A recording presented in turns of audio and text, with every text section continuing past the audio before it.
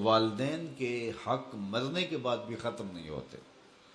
اعلیٰ حضرت عظیم البرکت امام اہل محبت امام الشاہ احمد رضا خان فاضل بریلوی علیہ رحمہ نے تو باقاعدہ اس پر رسالہ تصنیف کیا اور مختلف احادیث سے 12 حقوق کا ذکر کیا جو مرنے والوں کے بعد ان کی اولاد کے ذمے عائد ہوتے ہیں۔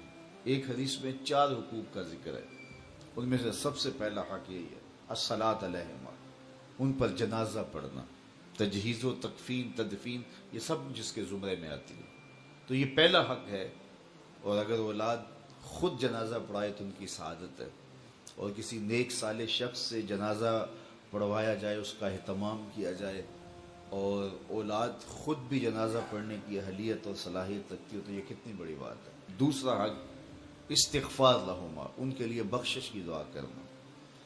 مرنے والوں کو انتقال کے بعد سب سے زیادہ ضرورت دعاؤں کی ہوتی ہے۔ حضور علیہ السلام کا فرمان ہے، ہم جب کسی شخص کو بھی قبر میں دفن کر کے آتے ہیں تو اس کی حالت ایسے ہوتی ہے جیسے کوئی شخص پانی میں غوطے کھا رہا ہو۔ اس مشکل اور آڑے وقت میں اپنے پسماندگان کی طرف سے اگر اسے کسی چیز کا انتظار ہوتا ہے تو دعاؤں کا انتظار ہوتا ہے۔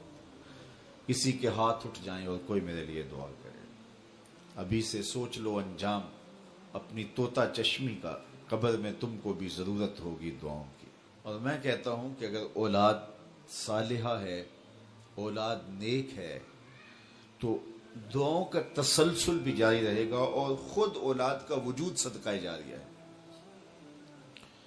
اولاد اگر عالم دین ہے تو وہ علم نفع بخش ہے، ماں باپ کو قبر میں نور اور روشنی کا ذریعہ ہے۔ امام نبہانی علیہ رحمہ جواہر البحار جن ایام کے اندر لکھی ہے، تو اس دوران ان کی اہلیہ محترمہ نے ان کو گھریلو امور سے جو ہے وہ اس انداز سے محفوظ رکھا اور اس انداز سے ان کا خیال کیا کہ کوئی بھی گھر کا معاملہ ہوتا تو ان تک نہ پہنچنے دیتی، کہ میرا شوہر رسول کریم صلی اللہ علیہ وآلہ وسلم کے فضائل لکھ رہا ہے اور حضور کی عظمتوں پر جو ہے وہ کام کر رہا ہے، اور میں ان کو گھریلو الجھنوں کا شکار کر دوں، یہ نہیں کروں گی۔ تو امام نبہانی نے وہ کتاب مکمل کی۔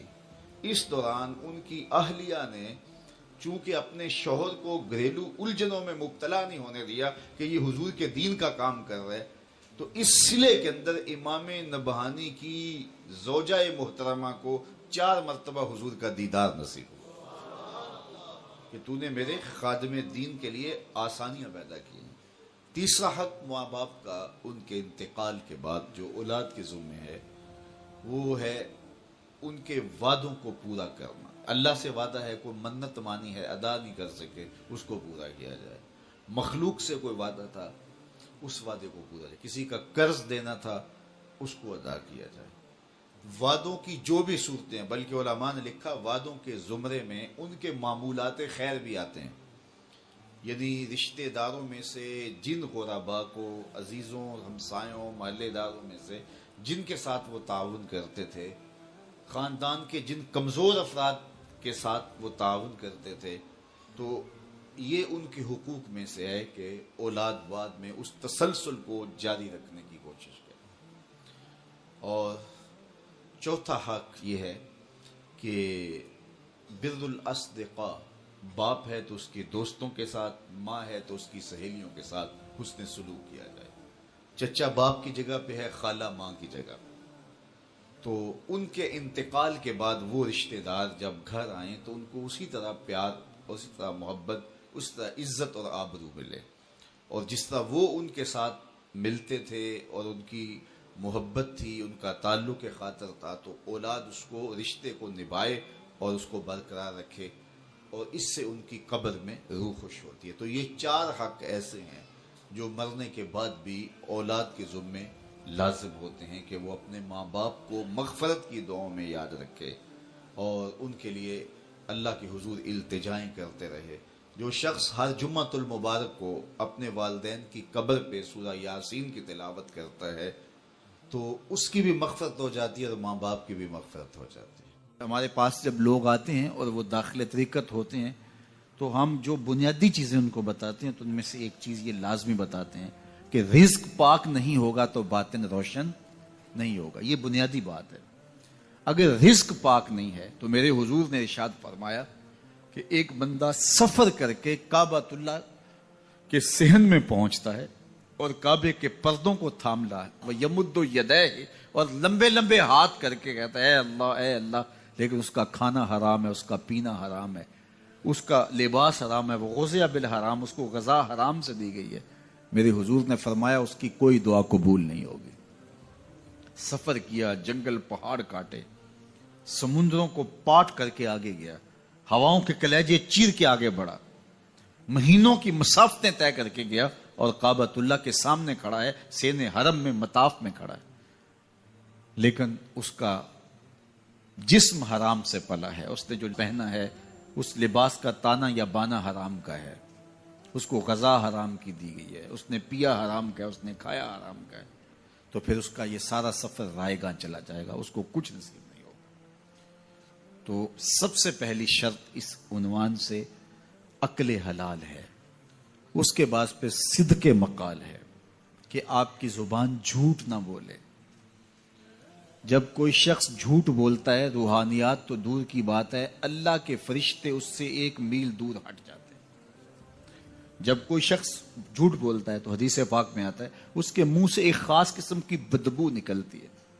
اس بدبو کو ہم نہیں سونگھ پاتے لیکن فرشتے سونگھ لیتے ہیں, چونکہ فرشتے انتہائی حساس مخلوق ہے, اور وہ جھوٹ کی وجہ سے نکلنے والی بدبو کو سونگھتے ہیں. اللہ نے حضرت امام اعظم امام ابو حنیفہ رضی اللہ تعالیٰ عنہ کو یہ بصیرت عطا کی تھی اور یہ باطنی نظر بخشی تھی کہ جب کوئی شخص وضو کرتا تھا تو اس کے وضو کے پانی سے پہچان لیتے تھے کہ یہ کس گناہ کا مجرم ہے.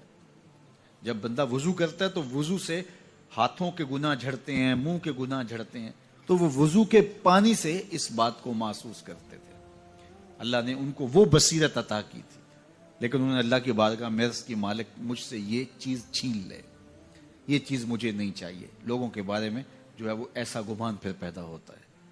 تو فرشتوں کو اللہ نے وہ حساس جو ہے وہ پاکیزہ وجود دیا, اور ان کی حس ایسی ہے کہ وہ بدبو جو انسان بولتا ہے اور لفظوں سے جو اثرات نکلتے ہیں وہ محسوس کرتے ہیں. تو جب کوئی شخص جھوٹ بولتا ہے تو اس کے جسم سے, اس کی زبان سے جھوٹ کے ساتھ بدبو نکلتی ہے. اللہ کے فرشتے 1 میل دور تک پیچھے ہٹ جاتے ہیں. تو مجھے بتائیے, جو شخص جھوٹ بولتا ہو کیا اسے کوئی روحانی مرتبہ مل سکتا ہے؟ یہ سوچا بھی نہیں جا سکتا, یہ امکانات سے ہی نہیں ہے. اللہ کے محبوب علیہ السلام سے پوچھا گیا کہ حضور کوئی مسلمان, کوئی مومن کیا بزدل ہو سکتا ہے؟ فرمایا نہیں, وہ بہادر ہوتا ہے, لیکن ہو سکتا ہے کبھی اس سے بزدلی بھی سرزد ہو جائے. انسانی کمزوری ہے, کبھی انسان بہت طاقت میں ہوتا ہے اور کبھی انسان کمزور بھی پڑ جاتا ہے. فرمایا ہو سکتا ہے کبھی اس سے ہو بھی جائے. پھر پوچھا کہ بخل کر سکتا ہے؟ فرمایا نہیں, مومن سخی ہوتا ہے لیکن ہو سکتا ہے کبھی اس سے بخل بھی ہو جائے. کبھی کبھی دولت اسے اچھی بھی لگنے لگ جاتی ہے, جس طرح فرمایا گیا کہ اولاد مبخلتن مجبنتن, یہ جو اولاد ہوتی ہے یہ بندے کو بخیل بھی بنا دیتی ہے اور بزدل بھی بنا دیتی ہے. جب اولاد نہیں ہوتی تو بندہ سخی بھی ہوتا ہے اور بندہ جو ہے وہ مشکل حالات میں بھی کود جاتا ہے, لیکن جب اولاد ہوتی ہے تو پھر مشکل حالات میں کودنے سے پہلے سوچتا ہے میرے بچے ہیں یتیم ہو جائیں گے.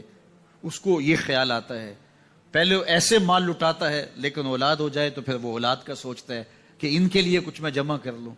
تو اولاد فرمایا میرے حضور نے کہ مبخلہ و مجبنہ, یہ بخیل بھی کر دیتی ہے اور یہ کمزور اور بزدل بھی بنا دیتی ہے. تو مومن ہوتا بہادر ہے لیکن ہو سکتا ہے کبھی اس سے بزدلی بھی ہو جائے. مومن سخی ہوتا ہے لیکن کبھی ہو سکتا ہے اس سے بخل بھی ہو جائے. لیکن تیسرا سوال حضور سے پوچھا گیا کہ مومن جھوٹا ہو سکتا ہے؟ تو اس پہ 2 ٹوک کہا, نہیں جھوٹا نہیں ہو سکتا. یہ نہیں ہو سکتا کہ مومن ہو اور جھوٹا ہو, وہ سچ بولنے والا ہو. تو عقل حلال اور صدق مقال, یہ 2 خوبیاں جو ہیں یہ اہل اللہ کا ترائے امتیاز ہے, اور یہ مجھے اور آپ کو اختیار کرنی چاہیے. تو شخص اپنے والدین کے لیے روزانہ مغفرت کی دعا کرے, والدین زندہ ہوں تب بھی, فوت ہو گئے ہوں تب بھی. اس میں کبھی بھی ناغہ نہ کرے، ساری زندگی اس کے رزق میں بے برکتی نہیں آ سکتی، ساری زندگی تجربہ کر کے دیکھ۔ روزانہ ان کے لیے مغفرت کی اہتمام کے ساتھ دعا کیجئے، ساری زندگی ان کے رزق میں بے برکتی نہیں آئے گی، اللہ برکتوں کا نزول فرمائے گا۔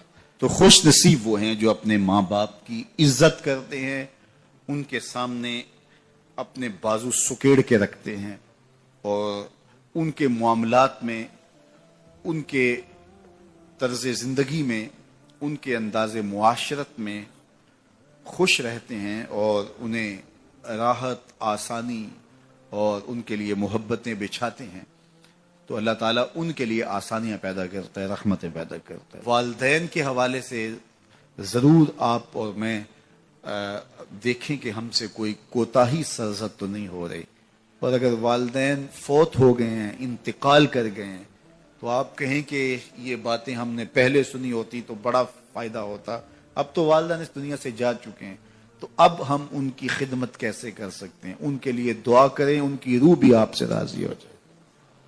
ان کے لیے جمعۃ المبارک کے دن سورہ یاسین پڑھے جا کے ان کی قبر پہ، تو ان کی بھی مغفرت ہو جائے گی، آپ کی بھی مغفرت ہو جائے گی۔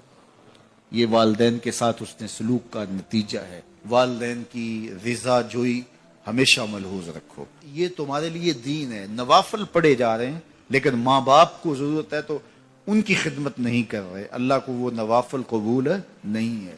ماں کے قدم دباؤ، باپ کے پاؤں چومو، تو تمہارے نوافلوں سے بہتر تمہیں جب وہ دعا دیں گے، اللہ اپنی رحمتیں تمہارے اوپر نازل کر دے گا، تو ان کی خدمت کرو۔ ایک شخص جہاد کا اذن لینے کے لیے حضور کی خدمت میں آیا، حضور میں جہاد پہ جانا چاہتا ہوں، کتنی بڑی بات ہے، چھٹا رکن ہے اسلام کا۔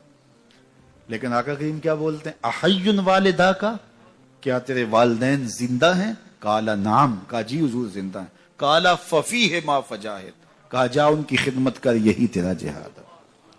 ماں باپ بیمار پڑے اور بیٹا جہاد پہ گیا، اللہ کے رسول اس کی حوصلہ افزائی نہیں کی ہے۔ میں ایک دن گزر رہا تھا تو فجر کی نماز کے بعد ایک گھر کے سامنے کافی لوگ کھڑے تھے، تو میں نے پوچھا کیا ہوا، تو کہنے لگے کہ فوتگی ہو گئی ہے۔ تو میں نے کہا کہ ان کا کوئی بیٹا نظر نہیں آ رہا، کہا تینوں بیٹے تبلیغ پہ گئے ہوئے ہیں۔ میں نے کہا اچھا ماں کی پھر اچانک طبیعت خراب ہوئی ہوگی، کوئی ہارٹ کا مسئلہ بن گیا؟ کہا نہیں ماں فالج میں مبتلا تھی۔ میں نے کہا پھر تو بہت زیادتی ہے کہ ماں فالج میں مبتلا اور تینوں بیٹے تبلیغ پہ گئے ہوئے ہیں۔ ماں کو ضرورت ہے اور بیٹا جا کے پیر کے دربار پہ بیٹھا ہے، غوث اعظم بھی ہیں تو فیض نہیں ملے گا۔ پہلا مرشد ماں ہے۔ میں بارسلونا کے ایئرپورٹ پہ تھا، تو وہاں کوئی اپنا ہم زبان مل جائے بیرونی دنیا میں تو بڑا اچھا لگتا ہے، تو مجھے لگا کہ ساتھ والے بینچ پہ کوئی ماں بولی بول رہا ہے، تو میں لڑک گیا۔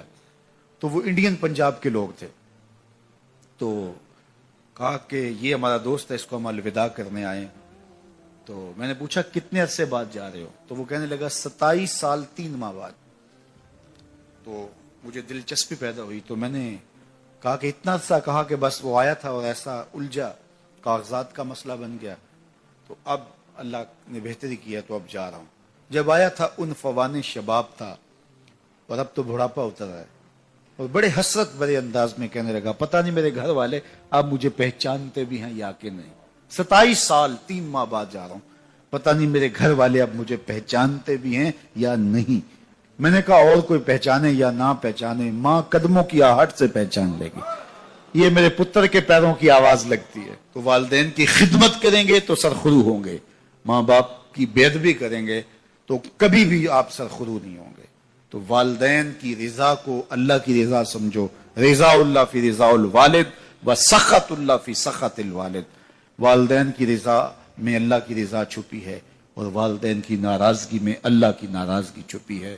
جو خوش نصیب اپنے والدین کو راضی رکھے ہوئے ہیں انہیں مبارک دیتا ہوں، اور اگر بدقسمتی سے میرے سننے والوں، دوستوں میں، پیر بھائیوں میں، ملنے والوں میں کسی کے ماں باپ ناراض ہیں تو وہ دیر نہ کرے، بہت جلد ان کو راضی کر لے۔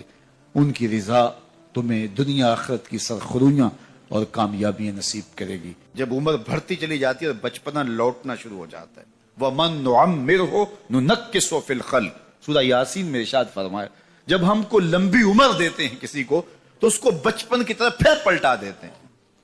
دانت گر گئے, سخت اور ٹھوس غذا بچوں کی طرح اب پھر وہ نہیں لے سکتا, زبان میں لکنت پیدا ہو گئی, یاداشت کھونے لگی اور ہاتھوں پہ راشہ طاری ہو گیا, اب کوئی لقمہ اٹھا کے منہ میں ڈالے گا, وہ ساری بچپنے کی چیزیں لوٹنے لگی. اسی طرح سکل سماعت کا مسئلہ بھی آ گیا, اور پھر چلنے پھرنے سے بھی قاصر ہے, بول و براز چارپائی پہ ہے جس طرح بچپن میں ہوتا ہے, تھوڑا سا چلے بھی تو چارپائی کو پکڑ کے تھام کے چلتا ہے, ٹھوس غذائیں نہیں کھا پاتا, اعضاء اس کے کمزور ہوتے ہیں, مدمحل ہوتے ہیں. وہی حالت دوبارہ بوڑھے بزرگ کی ہو گئی, بوڑھی ماں کی ہو گئی, بوڑھے باپ کی ہو گئی. اب ان کو بھی نرم لقمے شوربے میں بھگو کے منہ میں ڈالنے پڑتے ہیں, منہ میں دانت نہیں ہے کہ چبا سکیں. اللہ اکبر, بار بار ایک چیز کا مطالبہ کرتے ہیں, طبیعت میں چڑچڑا پن پیدا ہو جاتا ہے, بچپنے والی ضد پلٹ آتی, اور بولو براز بھی چارپائی پہ. اب بوڑھے ماں باپ کے خدمت گزار بچے ان کو اٹھاتے ہیں اور ان کو دھوتے ہیں اور پھر وہاں چارپائی پہ ڈالتے ہیں, لیکن اس تعفن سے, اس بدبو سے جو بولو براز کی وجہ سے پیدا ہوئی, اپنی ناک پہ کپڑا رکھ لیتے ہیں.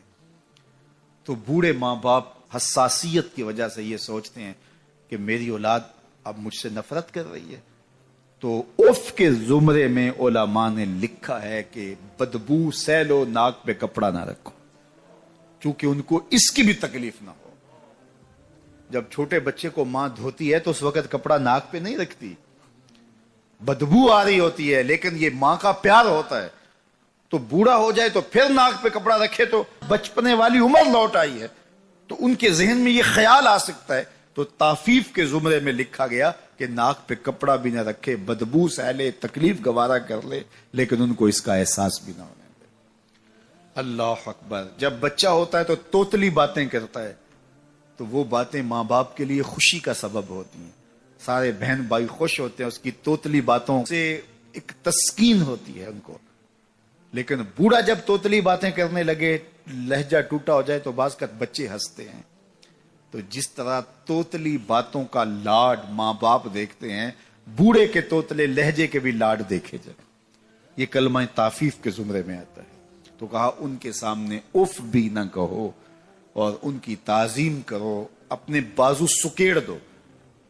جو کہا گیا نا کہ اپنے بازو ان کے سامنے سکیڑ دو, یہ پرندہ جب اڑتا ہے فضا میں, اڑان بھرتا ہے تو وہ بازو پھیلاتا ہے اور پھر ان کو جنبش کر کے آگے بڑھتا ہے, لیکن جب اس نے دوبارہ زمین پہ آنا ہے تو بازوؤں کو سکیڑنا شروع کر دیتا ہے. تو جب بازو سکیڑتا ہے تو وہ زمین پہ آ جاتا ہے. تو کہا والدین کے پاس جب آؤ تو بازو سکیڑ لو. مطلب کیا؟ تم مفتی شہر ہو, تم علامت الدہر ہو, تم ڈی سی ہو, تم ایس ایس پی ہو, تم منسٹر ہو, تم بہت کامیاب بڑے بزنس مین ہو, تم ڈاکٹر ہو, تم انجینئر ہو, زمانہ تمہاری باتیں سننے کے لیے ترستا ہے. دنیا کی دانش گاہوں میں تمہاری گفتگو موتیوں کی طرح لوگ جھولیوں میں ڈالتے ہیں, تمہیں پروٹوکول دیا جاتا ہے, عزت ہوتی ہے, تکریم ہوتی ہے, تمہارے نام کے نعرے لگتے ہیں, پھول پھینکے جاتے ہیں, تمہارے لیے ریڈ قالین بچھائے جاتے ہیں, دنیا تمہیں تکریم دیتی ہے, لیکن اڑو, عزت پاؤ. لیکن جب ماں کی گود میں آؤ پھر پر سمیٹ لو. اب ڈاکٹر بن کے نہ آنا, اب بزنس مین بن کے نہ آنا, اب مفتی شہر بن کے نہ آنا, اب علامت الدہر اور فہامت الزماں بن کے نہ آنا, اب بیٹا بن کے ماں کے قدموں میں آ کے بیٹھنا. تو یہاں آؤ تو بازو سکیڑ کے آؤ, اور باہر جاؤ تو بازو پھیلا لو. تو کہا ان کے سامنے اپنی بڑائی ظاہر نہ کرنا, بلکہ ان کے سامنے طفل مکتب بن جانا, طفل شیرخوار بن جانا, چھوٹے سے بچے بن جانا, ان کے لاڈ دیکھنا, ان کی چھوٹی چھوٹی باتوں پر جو ہے وہ باتیں کرنا. اللہ اکبر. یہ نہ سوچنا میں اتنا بڑا ڈاکٹر ہوں اور میں اس عنوان سے کتنے بڑے جو ہے وہ ضخیم اور علمی اور نکتہ رس دروس دیتا ہوں, اور ان کے ٹوٹے ٹوٹے لہجوں پہ بات کرتا ہوں. یہی تو حسن ہے, یہی تو تمہارا جمال ہے. اس سے تمہارے والدین کو خوشی ہوتی ہے.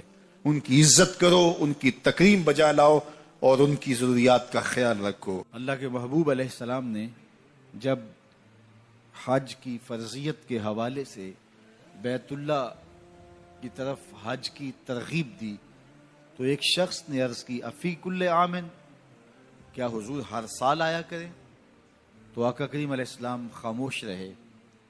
تو پھر حضور نے ترغیب دی تو وہ شخص پھر کھڑا ہو گیا، کیا ہر سال آیا کریں؟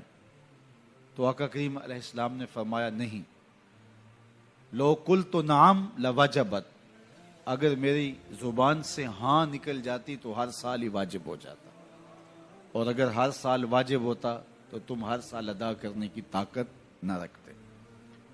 تو حضور کی زبان سے اگر ہاں نکل جائے تو وہ دین بنتا ہے۔ لو قلت نعم لوجبت، اگر میری زبان سے ہاں نکل جاتی اور اگر میں ہاں کہہ دیتا تو وہ واقعہ ہی واجب ہو جاتا۔ وہ زبان جس کو سب کن کی کنجی کہیں، اس کی نافذ حکومت پہ لاکھوں سلام۔ لو قلت نعم، اگر میں ہاں کہہ دیتا، لوجبت، تو واجب ہو جاتا۔ تو ان کے ہاں بولنے سے واجب ہوتا، تو ان کا قول شریعت ہے، ان کا عمل شریعت ہے، ان کا فیصلہ شریعت ہے، ان کی ہر ادا شریعت ہے۔ اللہ اکبر۔ تو فرمایا کہ اگر میں کہہ دیتا ہاں تو واقعہ ہی واجب ہو جاتا۔ تو زندگی میں حج ایک مرتبہ واجب ہے۔ صحیح ابن خزیمہ میں 5 سال کے بعد حج کرنے کی روایت موجود ہے، وہ استحباب پر محمول ہوگی۔ صاحب استطاعت اہل خیر کو چاہیے کہ وہ ہر 5 سال کے بعد حج کر لیا کرے۔ یہ مستحب ہے، لیکن ایک مرتبہ حج کی ادائیگی سے فریضہ ادا ہو جائے گا۔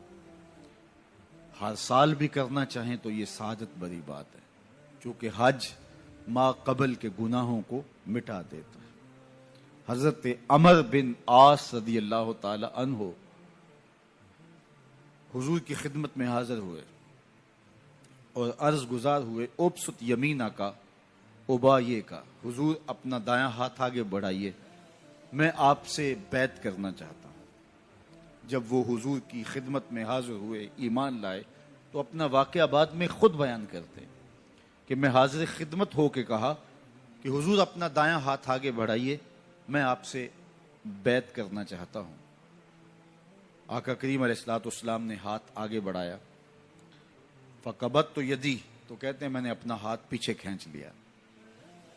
تو آقا کریم علیہ السلام نے فرمایا کہ یہ کیا ہوا؟ تو میں نے کہا کہ یا رسول اللہ صلی اللہ علیہ وسلم، میں کوئی شرط لگانا چاہتا ہوں، میں یوں ہی بیعت اسلام نہیں کروں گا، میں کوئی شرط لگانا چاہتا ہوں۔ تو آقا کریم علیہ السلام نے فرمایا لگاؤ، کیا شرط لگاتے ہو؟ تو اس نے کہا کہ میری شرط یہ ہے کہ میری بخشش فرما دی جائے۔ تو آقا کریم علیہ السلام نے فرمایا کہ اسلام ما قبل کے سارے گناہوں کو مٹا دیتا ہے۔ دوسری بات ارشاد فرمائی، ہجرت ما قبل کے سارے گناہوں کو مٹا دیتی۔ اور تیسری بات ارشاد فرمائی، وَأَنَّ الْحَجَّ يَهْدِمُ مَا كَانَ قَبْلَهُ، اور حج ما قبل کے سارے گناہوں کو مٹا دیتا۔ تو ما قبل کے سارے گناہوں کا حج کفارہ ہے۔ جب کوئی شخص حج کرتا ہے تو اس کے ما قبل کے سارے گناہ مٹ جاتے ہیں، اور واپس جب پلٹتا ہے تو ایسے ہوتا ہے جیسے ابھی ماں کے پیٹ سے جنم لیا ہو۔ حج ما قبل کے سارے گناہوں کو مٹا دینے کا سبب اور ذریعہ ہے۔ اللہ کے محبوب کی خدمت میں ایک شخص حاضر ہوا اور اس نے کہا کہ حضور، میرا بیٹا مجھے اپنی چیزوں کو ہاتھ نہیں لگانے دیتا۔ تو آقا کریم نے اسے بلایا، کہا کہ تمہارا باپ کیا کہہ رہا ہے؟ اس نے عرض کی حضور، یہ چیزیں خراب کر دیتا ہے، بڑھاپا ہو گیا ہے تو چیزیں خراب کر دیتا ہے۔ تو حضور کی چشمان اقدس میں آنسو آ گئے، فرمایا ایک وقت تھا کہ اس کی چیزیں تو خراب کرتا تھا اور اس نے کبھی نہیں روکا تھا۔ تو حضور نے ایک تاریخ ساز جملہ ارشاد فرمایا، انتا و مالو کا لے ابی کا، تو بھی اور تیرا مال بھی تیرے باپ کا ہے۔ وہ جو چاہے کرے تو اس کو روک نہیں سکتا، لیکن اولادیں جب سمجھدار ہونے لگے تو وہ والدین کو دقیانوس سمجھتی ہیں، وہ والدین کو اولڈ فیشن سمجھ لیتی ہیں، وہ سمجھتی ہیں کہ یہ تو جدید دور کے تقاضوں کو جانتی نہیں، حالانکہ والدین نے چکی کی طرح زمانے کو پیسا ہوتا ہے اور حالات کے جبر کو سہا ہوتا ہے، اور تجربات کی چکی میں خود پسے ہوتے ہیں اور انہیں پتا ہوتا ہے کہ جو ہے وہ کیسے زندگی گزارنی ہے. اگرچہ وہ جدید دنیا کی اصطلاحات سے واقف نہ ہوں اور جدید زبانوں اور لہجوں سے آگاہ نہ ہوں، جدید فیشن انہیں نہ آتے ہوں، لیکن حالات کو کیسے گزارنا ہے یہ انہوں نے اپنے تجربات سے سیکھا ہوا ہوتا ہے. اور اولاد اگر ان کی اتباع کرتی ہے تو وہ سرخرو ہوتی ہے. لیکن چونکہ گرم خون جب آتا ہے تو پھر وہ چاہتا یہ ہے کہ میں زیادہ سمجھدار ہوں، تو والدین کو وہ اگنور کرنے لگ جاتے ہیں. اور والدین جب اپنے اختیارات سمٹتے محسوس کرتے ہیں اور اولادوں کے اختیارات بڑھتے ہوئے محسوس کرتے ہیں تو ایک طرح سے وہ اندر سے ٹوٹنا شروع ہو جاتے ہیں، اور یہ ان کے لیے اذیت کا سامان ہے. تو اس لیے میرے رب نے انسانی نفسیات اور انسانی کمزوریوں کو مد نظر رکھتے ہوئے کتنی خوبصورت جو ہے وہ تاکید فرمائی، وَبِالْوَالِدَيْنِ إِحْسَانًا، ان کے ساتھ تم نے حسن سلوک کرنا ہے، تمہارے رویے خوبصورت ہوں. بلکہ فرمایا تم نے ان کے سامنے اف بھی نہیں کہنی. کلمہ تعفیف کیا ہے؟ اف بھی نہیں کہنی. تو کہتے ہیں کہ آپ کے ہاتھ پر، بدن پر، لباس پر، کسی جگہ پر کوئی گرد، کوئی ریزہ پڑا ہوا ہو تو آپ اس کو پھونک سے ایسے اڑاتے ہیں، پھونک مارتے ہیں، تو اس سے جو آواز پیدا ہوتی ہے اس کو اف کہتے ہیں. تو کہا کہ اس قدر بھی ان کے سامنے تم اپنے معاملے کو پیش نہ کرو، والدین کے سامنے یوں محبت کا اظہار کرو. کلمہ تعفیف کے زمرے میں علماء نے یہ بھی لکھا ہے کہ ہر وہ رویہ جو ماں باپ کے لیے اذیت کا سبب ہو، ہر وہ کام جو والدین کے لیے اذیت کا سبب ہو، اس کو نہ کیا جائے. حضرت امام حسن رضی اللہ تعالی عنہ حضرت سیدہ فاطمہ الزہرا رضی اللہ تعالی عنہ کے ساتھ کھانا نہیں کھاتے تھے. ایک دن انہوں نے کہا بیٹا میری آرزو ہے کہ تم میرے ساتھ کھانا کھاؤ، لیکن میں دیکھتی ہوں کہ تم میرے ساتھ کھانا نہیں لیتے ہو. تو عرض کی امی جان میں اس ڈر سے آپ کے ساتھ کھانا نہیں لیتا کہ کسی لقمے کی طرف آپ کی نظر بڑھ گئی ہو اور آپ کا ہاتھ ابھی نہیں بڑھا اور میں پہلے اس لقمے کو اٹھا لوں جس کی طرف آپ کی نگاہ سبقت لے گئی ہے، اور آپ ماں ہونے کی وجہ سے مجھے نہ روکیں. وہ ایک فلسفی کہتا ہے مجھے ماں کی محبت کا صحیح اندازہ اس دن ہوا جب سیب 4 تھے اور ہم 5 تھے. ماں نے کہا میں تو سیب پسند ہی نہیں کرتی. یہ ماؤں کے روپ ہوتے ہیں، یہ ماؤں کے پیار کا رنگ ہوتا ہے. تو کہا کوئی لقمہ اچھا ہو اور آپ کی نظر بڑھ گئی ہو لیکن میرا ہاتھ پہلے بڑھ جائے اور آپ اس وجہ سے کہ آپ ماں ہیں تو آپ جو ہے وہ اس کی طرف ہاتھ نہ بڑھائیں، تو میں اس ڈر سے آپ کے ساتھ بیٹھ کے کھانا ہی نہیں کھاتا.